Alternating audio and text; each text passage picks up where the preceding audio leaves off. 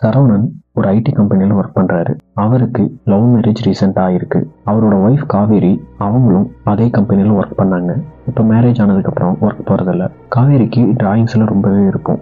ஏதாச்சும் பார்த்தா அது அப்படியே தத்ரூபமாக வரைவாங்க. ஒர்க் போகாததுனால அவங்க டிராயிங்ஸ் மேலே இன்ட்ரெஸ்ட் காட்டி நிறைய வீட்லேயே வரைஞ்சிட்டு இருப்பாங்க. ஒரு நாள் இவங்களுக்கு ஒரு அன்னோன் நம்பர்லேருந்து ஒரு மெசேஜ் வருது. அது என்னன்னா, காஞ்சிபுரம்ல next week painting art show நடக்குதுன்னு ஒரு மெசேஜ் வருது. காவேரி ரொம்ப ஆர்வமாகி அவரோட ஹஸ்பண்ட சொல்றா. அவரும் போலான்னு சொல்றாரு. அங்க போறதுக்கு முதல் நாள் இவங்களுக்கு ஒரு பார்சல் வருது. அதுல எந்த நேமும் இல்ல, காவேரின்னு மட்டும் ஒரு பார்சல் வருது. அவ அதை ஓபன் பண்ணி பாக்குறா. உள்ள இருந்ததை பார்த்து ரொம்பவே ஷாக் ஆயிடுறா. ஏன்னா உள்ள சின்னதா ஒரு ஃப்ரேம்ல காவேரி அவளோட ஹஸ்பண்டோட போட்டோ பெயிண்ட் பண்ணி இருக்கு. ஆனா அவளோட ஹஸ்பண்ட் போட்டோ மட்டும் 2 ஐஸ் இல்லாம கருப்பா இருக்கு. இதை பார்த்ததும் ஷாக் ஆகி இதை யார் அனுப்பியிருப்பாங்கன்னு யோசிச்சுட்டே இருக்கா. அந்த பெயிண்டிங் ஃப்ரேம் பார்த்துட்டே இருக்கிறப்ப திடீர்னு தானாவே பத்தி எரியுது. இவ ரொம்பவே பயந்து தண்ணியை ஊற்றி அணைக்கிறா. அணைச்சதும் அதை எடுத்து பார்க்கறா. அதுல பெயிண்டிங்லாம் போய் வெள்ளையா வெல்கம்னு லெட்டர் எழுதியிருக்கிறத பார்க்கறா. இதெல்லாம் பார்த்து ரொம்பவே ஷாக் ஆயிடுறா.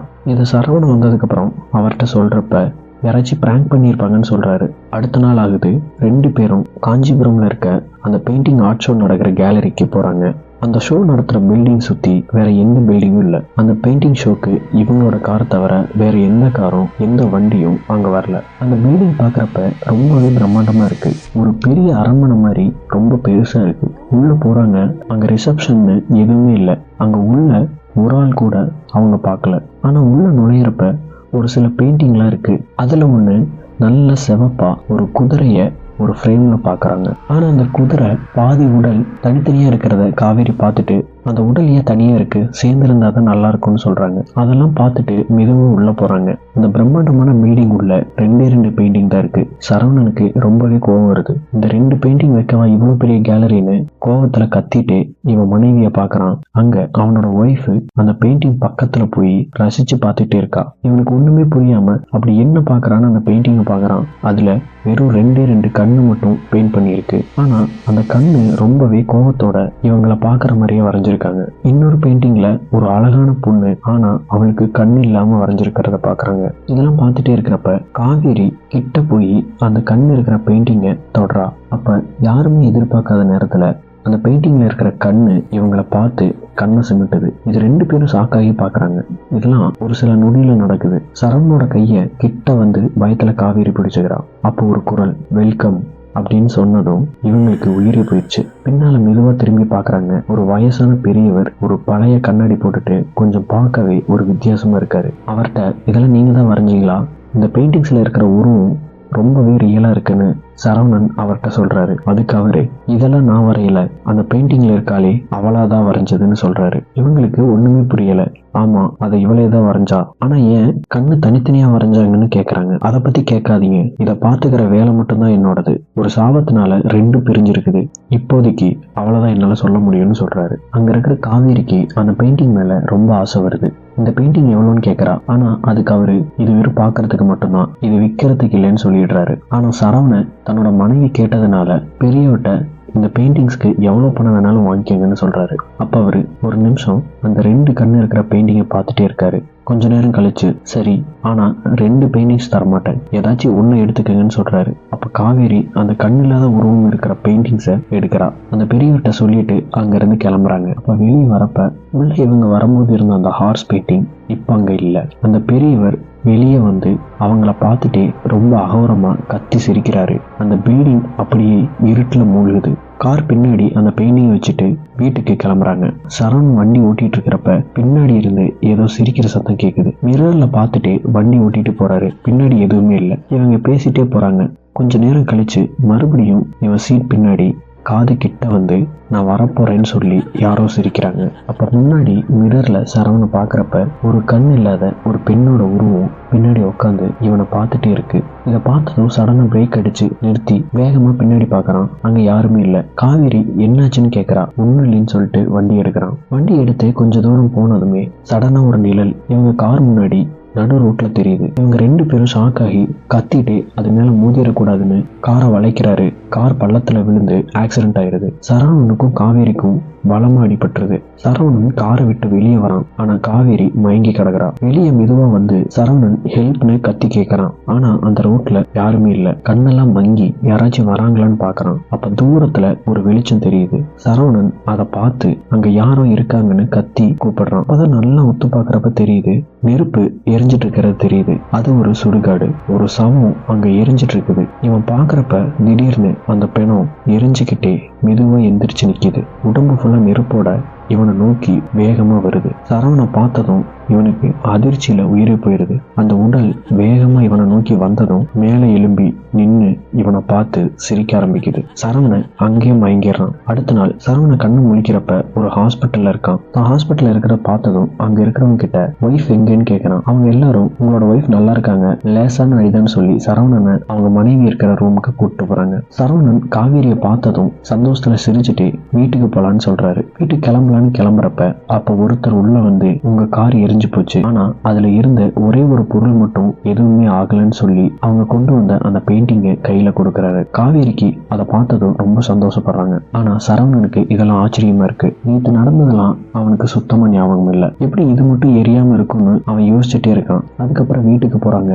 அன்னைக்கு நைட் ஆகுது. காவேரி நல்லா தூங்கிட்டு இருக்கப்ப இவ தலைக்கு மேல இருந்து ஏதோ தண்ணி சொட்டிட்டே இருக்கு. இவ அதனால லேசா முழிச்சு அவ தொட்டு பாக்குறா. அது ரத்தம். வேகமா முழிச்சு பாக்குறா. அப்ப சரவணன் இவ தலைக்கு மேல தூக்குல தொங்கி கண்ணுல இருந்து ரத்தம் சொட்டிட்டே இருக்கிறத பாக்குறா. இவ பயத்துல அலறி மறுபடியும் பாக்குறா. அங்க எதுவுமே இல்ல. பயத்துல கொஞ்ச நேரம் அப்படியே இருக்கா. அப்ப பக்கத்துல இருக்கிற சரவணனை காணும். மறுபடியும் மேல இருந்து ஒரு சத்தம். மேல பாக்குறப்ப சரவணன் தலைக்கீழ தொங்கி இவளை பார்த்து சிரிச்சுட்டே இவ கிட்ட வரான். காவேரி அங்கிருந்து அலறி அடிச்சு வெளியே கத்திட்டு ஓடுறப்ப வேகமா போய் ஒரு உருவத்து மேல மோதுறான். அது சரவணன். ஏன் என்னாச்சுன்னு கேக்குறப்ப உள்ள உன்ன மாதிரியே ஏதோ ஒண்ணுன்னு சொல்லி அழுகிறா. சரவணன் ஒண்ணு இல்லைன்னு சொல்லி சமாதானம் பண்றாரு. அடுத்த நாள் சரவணன் எந்திரிச்சதும் பாக்குறான். அவன் மனைவி பெட்ல காணோம். வேகமா எந்திரிச்சு வெளியே போய் பாக்குறான். அங்க அவன் ஒய்ஃப் அந்த பெயிண்டிங் மாட்டி இருக்கிற அந்த வாழை பார்த்துட்டே இருக்கா. இங்கதான் இருக்கியான்னு அவன் பின்னாடி நின்று கேட்கறான். காவேரி பதில் எதுவும் பேசாம அந்த வாழை மாட்டி இருக்க பெயிண்டிங்கை பார்த்துட்டே இருக்கா. சரவணன் காவேரிட்ட நேத்தே சொல்லலான்னு இருந்தேன், இந்த பெயிண்டிங் நம்ம கைக்கு வந்ததுல இருந்து தான் பிரச்சனை வருது, இதை நம்ம திரும்ப கொண்டு போய் கொடுத்துடலாமான்னு சரவணன் கேட்டதும் அமைதியா அந்த பிரேம பார்த்துட்டே நிக்கிறா காவேரி. ஒரு சில வினாடியில ஒரு அகோரமான சிரிப்போட சிரிச்சுட்டே இருக்கா. சரவணன் எதுவுமே புரியாம நிக்கிறான். கொண்டு போய் கொடுத்துடலாமான்னு மறுபடியும் கேட்டதும் அவ வேகமா திரும்பி பார்த்ததும் சரவணனுக்கு கை கால்லாம் நடுங்கிடுச்சு.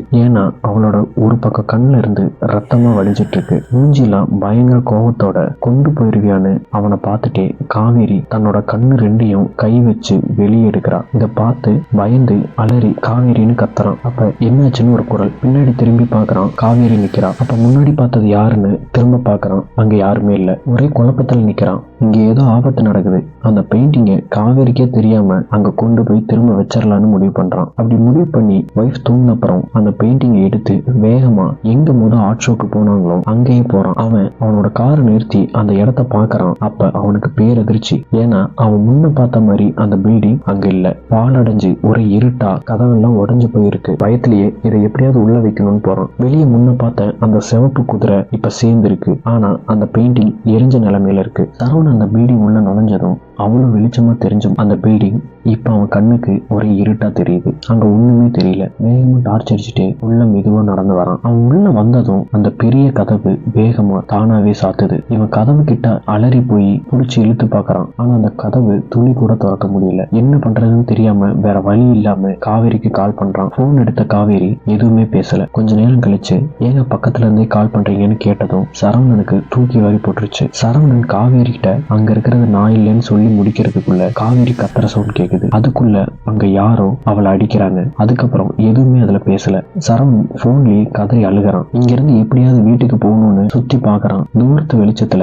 ஒரு உருவம் தெரியுது. இவனுக்கு உடம்பெல்லாம் நடுங்குது. யாருன்னு கேட்டுட்டு கிட்ட போறான். நல்ல வெளிச்சத்துல பாக்குறான். சரவணன் தன்னோட உருவத்துல இருக்கிற இன்னொருத்தனை அங்க பாக்குறான். அந்த உருவம் இவனை பார்த்து சிரிக்க ஆரம்பிக்குது. அப்ப அவன் பின்னாடி இருந்து இந்த பெயிண்டிங் கொடுத்த வயசான கிழவன் அவனோட கழுத்தை வெட்டி சிரிக்கிறான். ஆரம்பிக்கிறான். இங்க என்ன நடக்குதுன்னே புரியாம சரவணன் அங்க எங்கேயும் ஓடிட்டு இருக்கான். குழப்பத்திலேயே போறப்ப அப்ப அவன் காலில் ஏதோ தட்டுப்படுது. அதை எடுக்கிறான். அது ஒரு புக்கு. அதுல சேர்ந்தாதான் நீ வாழ முடியும்னு போட்டிருக்கு. அப்பதான் புரிய வருது அவனுக்கு அந்த சாபம் என்னன்னு. வேகமா அங்க விட்டுட்டு போன இன்னொரு பெயிண்டிங்கை தேட ஆரம்பிக்கிறான். உள்ள இருக்கிற இன்னொரு ரூமுக்கு போறப்ப அந்த பெயிண்டிங்கை பாத்துறான். அதை எடுக்க வேகமா போறப்ப திடீர்னு இவன் காலை ஏதோ ஒண்ணு பிடிக்குது. அது அந்த கிழவனோட உருவம். சரவணன் தைரியத்தை வர வச்சு இன்னொரு காலால மிதிச்சு அந்த கிழவங்கிட்ட இருந்து ஓடி போறான். ஓடி போய் அந்த கண்ணு இருக்கிற பெயிண்டிங்கை எடுத்து அந்த ஃப்ரேம்ல இருந்து அந்த கண்ணை மட்டும் தனியா கிழிச்சு இவன் கையில வச்சிருந்த கண்ணில்லாத பெயிண்டிங்ல சேர்க்கிறான். அப்படி வச்சதும் அந்த இடமே திடீர்னு பத்தி எரியுது. அதோட சேர்ந்து அந்த பெயிண்டிங்கும் சேர்ந்து எரிய ஆரம்பிக்குது. அப்ப தூரத்துல இருக்கிற கதவும் தன்னால திறக்குது. நெருப்பு ஃபுல்லா அந்த இடமே பத்தி எரியுது. வேகமா ஓடி போய் அந்த கதவு வழியா வெளியே குதிக்கிறான். அப்ப அந்த பில்டிங் ஃபுல்லா மொத்தமும் எரிஞ்சு போகுது. வெளியே வந்தவன் வேகமா வீட்டுக்கு ஓடுறான். வீட்டுக்கு வந்ததும் அங்க தன்னோட மனைவியை தேடுறான். காவேரின்னு கத்திட்டே உள்ள போறப்ப பெட்ரூம்ல கீழே விழுந்து கிடக்கிறத பார்த்து அதிர்ச்சியாகி சரவணை கட்டி பிடிச்சு அலறப்ப காவேரி மெதுவா இவனை பார்த்து சரவணன்னு கூப்பிட்டதும் இவனும் சந்தோஷத்துல சிரிக்க ஆரம்பிக்கிறான்.